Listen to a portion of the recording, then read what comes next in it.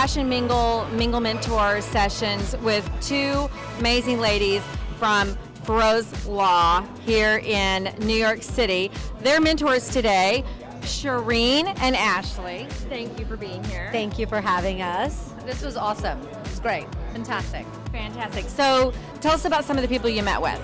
Well, we've met with some amazing people from all over the world, actually, and fashion designers, influencers, marketers, Stylists, entrepreneurs that are looking to learn what they can. You know, we've met people from as far as Australia, and they've used this as their destination point to really learn as much as they can about the New York fashion scene and the market and business opportunities. So it's been fantastic.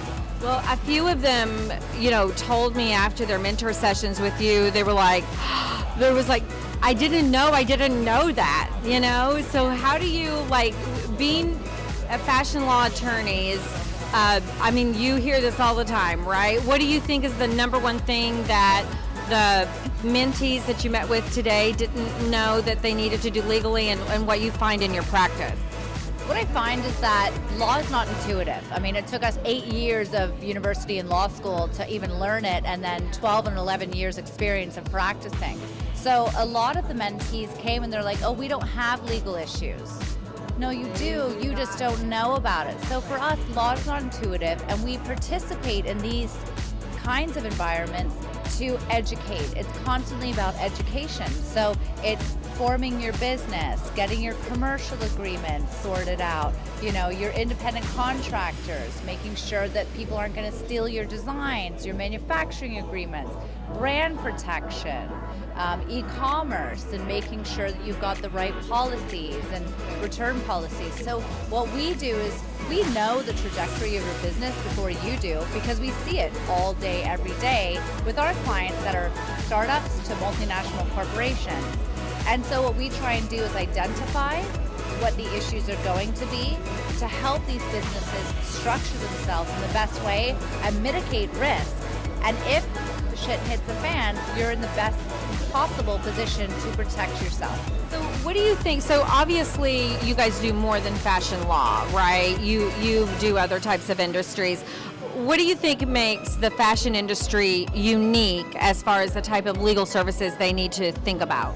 I think it's a lot broader, because when you're talking fashion, it's just a whole general category of creatives, right? Whether you're actually physically making the product, or you're selling the product, or you're advertising the product, there's different aspects of fashion.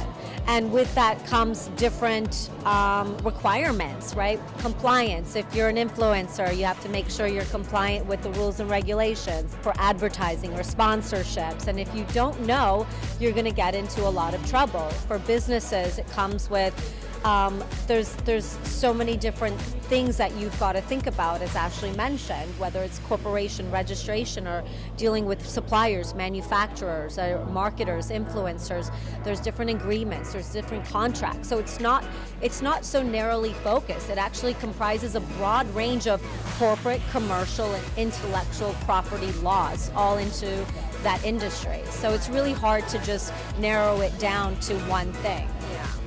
What's interesting also is that Shirin and I have known each other for 15 years or so. She's a US lawyer, I'm a Canadian lawyer. It's very interesting because we're in a global world, and so our law firm, we can tag team each other with, this is how the law is in Canada. You are going to have Canadian clients for sure. This is a very integrated economy. We're neighbors and siblings. Even the GDPR just came about, and that's apparently been law in Canada for a long time, and I didn't even realize it. So that's the thing, it's a lot of educating and putting it out there. So with our firm, we are big into mentorship and giving back. So every week we have a newsletter that provides an update on certain areas of law. We host monthly free legal seminars for our clients, and so we really try and help equip our clients or prospective clients, of people in our network, so that they're best prepared. Well, that sounds great. Normally with lawyers, it's all about the hourly rate, but you guys are giving of your time and your resources and your expertise. that's so needed in creative industries. Fashion industries it's very, very hard to grow your business. It's very expensive. So what you guys are doing are amazing service for the fashion industry, and we really, really thank you. Thank you. Thank you.